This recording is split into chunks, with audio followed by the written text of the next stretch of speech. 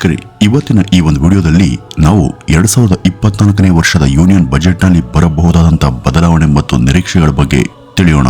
ಇದು ಮುಖ್ಯವಾಗಿ tax relief ಮತ್ತೆ ಆರ್ಥಿಕ ಬೆಳವಣಿಗೆ ಮೇಲೆ ಫೋಕಸ್ ಆಗಿರುತ್ತೆ. ಮೊದಲನೇದಾಗಿ ನಮ್ಮ ದೇಶದ ಇಂಡಿವಿಜುವಲ್ ಟ್ಯಾಕ್ಸ್ ಪೇಯರ್ಗಳು ಯಾರ್ಯಾರಿರ್ತಾರೆ ಅವರು 2024ನೇ ವರ್ಷದ ಯೂನಿಯನ್ ಬಜೆಟ್ ಮೇಲೆ ಹೆಚ್ಚಿನ ನಿರೀಕ್ಷೆಯನ್ನ ಇಟ್ಕೊಂಡಿರ್ತಾರೆ. ಈಗ ಸದ್ಯದ ಹಣದುಬ್ಬರದ ಪರಿಸ್ಥಿತಿಯಲ್ಲಿ ಇನ್ಕಮ್ ಟ್ಯಾಕ್ಸ್ ನಿಂದ ರಿಲೀಫ್ ಅನ್ನು ಪಡೆಯೋದಕ್ಕೆ ಎಲ್ಲರೂ ಎದುರು ನೋಡುತ್ತಿರ್ತಾರೆ. ಇನ್ನು ಎರಡನೇದಾಗಿ 2020ರಲ್ಲಿ ಪರಿಚಯಿಸಲಾದಂತಹ ಹೊಸ ಟ್ಯಾಕ್ಸ್ ರೆಜಿಮ್ಗೆ ಸರ್ಕಾರ ಮತ್ತಷ್ಟು ಚೇಂಜಸ್ ಗಳನ್ನ ಮಾಡ್ತಾರೆ ಅಂತಾನೆ ಹೇಳಬಹುದು. ಈಗಿರುವಂತಹ ಟ್ಯಾಕ್ಸ್ ಸ್ಲ್ಯಾಬ್ಗಳಿಗೆ ಕೆಲವು ಚೇಂಜಸ್ ಗಳನ್ನ ಮಾಡಿ ತೆರಿಗೆ ಪಾವತಿ ಮಾಡೋರಿಗೆ ಅಪೀಲಿಂಗ್ ಆಗಿ ಕಾಣುವಂತ ರೀತಿ ಮಾಡಬಹುದು. ಇನ್ನು ಮೂರನೇದಾಗಿ 2014ರಿಂದ ಸ್ವಲ್ಪ ಕೂಡ ಚೇಂಜಸ್ ಗಳನ್ನ ಕಾಣದಂತ ಸೆಕ್ಷನ್ 80C ಲಿಮಿಟ್ ಅನ್ನ ತಿದ್ದುಪಡಿ ಕೂಡ ಮಾಡಬಹುದು. ಇದರಿಂದ ತೆರಿಗೆ ಪಾವತಿ ಮಾಡೋರಿಗೆ ಹಣದುಬ್ಬರವನ್ನ ಮ್ಯಾನೇಜ್ ಮಾಡಿ ಹೂಡಿಕೆ ಮತ್ತು ಉಳಿತಾಯ ಮಾಡೋದಕ್ಕೆ ಪ್ರೋತ್ಸಾಹಿಸಿದ ಹಾಗೆ ಆಗುತ್ತೆ.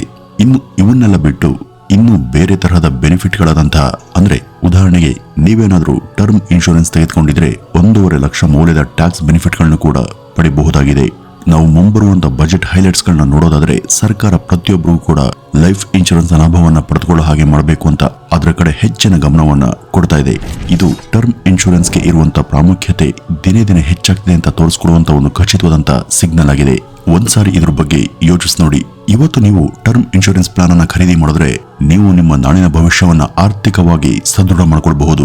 ನಿಮ್ಮ ಭವಿಷ್ಯದ ಬಹುಮುಖ್ಯ ಆದಂತ ಫ್ಯೂಚರ್ ಪ್ಲಾನ್ಗಳಾದಂತ ಮಕ್ಕಳ ವಿದ್ಯಾಭ್ಯಾಸ, ಜಮೀನು ಖರೀದಿ, ಮನೆಯನ್ನ ಕಟ್ಟಿಸೋದು ಹಾಗೂ ನಿಮ್ಮ ಫ್ಯಾಮಿಲಿ ಇದೆಲ್ಲವೂ ಕೂಡ ಯಾವುದೇ ಅಡೆತಡೆಗಳಿಲ್ಲದೆ ಸರಾಗವಾಗಿ ನಡೆಯೋದರಲ್ಲಿ ಸಹಕಾರಿಯಾಗುತ್ತೆ.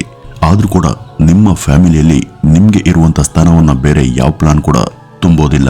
ಆದ್ರೆ ಇವತ್ತು ನಾವು ಟರ್ಮ್ ಇನ್ಶೂರೆನ್ಸ್ ಪ್ಲಾನ್ ನ ತೆಗೆದುಕೊಂಡ್ರೆ ಅದು ನಾವು ಜೀವಂತವಾಗಿ ನಮ್ಮ ಫ್ಯಾಮಿಲಿ ಒಟ್ಟಿಗೆ ಇಲ್ಲದೆ ಇದ್ರೂ ಕೂಡ ನಾವು ತೆಗೆದುಕೊಂಡಿರುವಂತ ಟರ್ಮ್ ಇನ್ಶೂರೆನ್ಸ್ ಪ್ಲಾನ್ ನಮ್ಮ ಫ್ಯಾಮಿಲಿಯ ಆರ್ಥಿಕ ಭವಿಷ್ಯವನ್ನ ಮತ್ತೆ ನಿಮ್ಮ ಆರ್ಥಿಕ ಜವಾಬ್ದಾರಿಗಳನ್ನ ಸೆಕ್ಯೂರ್ ಮಾಡುತ್ತೆ.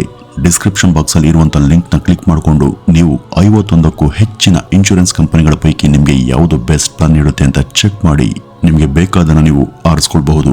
ಹಾಗೆ ತಿಂಗಳಿಗೆ ಕೇವಲ 600 ರೂಪಾಯಿಂದ ಹಿಡಿದು 700 ರೂಪಾಯಿವರೆಗೂ ಪಾವತಿ ಮಾಡುವಂತ ಮೂಲಕ ನೀವು 2 ಕೋಟಿ ರೂಪಾಯಿವರೆಗೂ ಕವರೇಜ್ ಪಡೆಯಬಹುದು.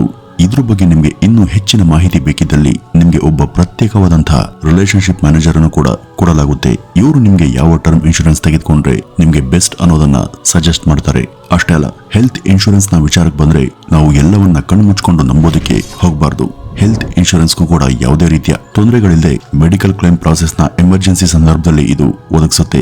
ಈಗಾಗಲೇ ನೀವು ಹೆಲ್ತ್ ಇನ್ಶೂರೆನ್ಸ್ ಅನ್ನು ತೆಗೆದುಕೊಂಡಿದ್ರೆ ಡಿಸ್ಕ್ರಿಪ್ಷನ್ ಬಾಕ್ಸ್ ಅಲ್ಲಿ ಕೊಟ್ಟಿರುವಂತಹ ಲಿಂಕ್ ಅನ್ನು ಕ್ಲಿಕ್ ಮಾಡಿ ಕಮೆಂಟ್ ಅನ್ನು ಮಾಡಿದ್ರೆ ನೀವು 25% ಡಿಸ್ಕೌಂಟ್ ಅನ್ನು ಕೂಡ ಪಡೆಯಬಹುದು. ಪ್ರೀಮಿಯಂ ಕೇವಲ ಪ್ರತಿ ತಿಂಗಳಿಗೆ 390 ರೂಪಾಯಿಂದ ಶುರುವಾಗುತ್ತೆ.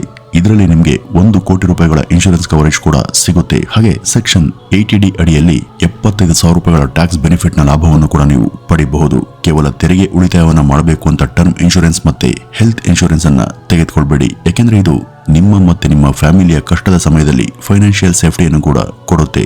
ಹಾಗಾಗಿ ನಿಮ್ಗೆ ಯಾವ ಇನ್ಶೂರೆನ್ಸ್ ಪ್ಲಾನ್ ಬೆಸ್ಟ್ ಅಂತ ಚೆಕ್ ಮಾಡೋದನ್ನ ಮಾತ್ರ ಮರಿಬೇಡಿ. ಇನ್ನು ಈಗ ಯೂನಿಯನ್ ಬಜೆಟ್ ನಲ್ಲಿ ಆಗಬಹುದಾದಂತಹ ಬದಲಾವಣೆ ಮತ್ತೆ ನಿರೀಕ್ಷೆಗಳ ಬಗ್ಗೆ ನೋಡ್ತಾ ಹೋಗೋಣ. ಇನ್ನು ಇನ್ಕಮ್ ಟ್ಯಾಕ್ಸ್ ವಿನಾಯಿತಿ ಲಿಮಿಟ್ ಅನ್ನ 3 ಲಕ್ಷದಿಂದ 5 ಲಕ್ಷ ರೂಪಾಯಿಗಳಿಗೆ ಏರಿಸುವಂತಹ ಸೂಚನೆಗಳು ಸಿಕ್ಕಿವೆ. ವಿಶೇಷವಾಗಿ ಹೊಸ ತೆರಿಗೆ ಪದ್ಧತಿಯ ಅಡಿಯಲ್ಲಿ ಸಲ್ಲಿಸೋರಿಗೆ ಇದು ಅನ್ವಯ ಆಗುತ್ತೆ. ಇನ್ನು NPS ಅಂದ್ರೆ ನ್ಯಾಷನಲ್ ಫಂಕ್ಷನ್ ಸಿಸ್ಟಮ್ ನಲ್ಲೂ ಕೂಡ ಸಾಕಷ್ಟು ಬದಲಾವಣೆಗಳನ್ನ ಕಾಣಬಹುದು. ಇದರಿಂದ ಸೆಕ್ಷನ್ 80CCD ಅಡಿಯಲ್ಲಿ ಟ್ಯಾಕ್ಸ್ ರಿಡಕ್ಷನ್ ಲಿಮಿಟ್ ನ ಏರಿಸೋದು ಮತ್ತೆ ಟ್ಯಾಕ್ಸ್ ಇಲ್ಲದೆ ಹಣವನ್ನು ವಿತ್ಡ್ರಾ ಮಾಡುವಂತ ಲಿಮಿಟ್ ಅನ್ನು ಕೂಡ ಹೆಚ್ಚಿಸಲಾಗುತ್ತೆ.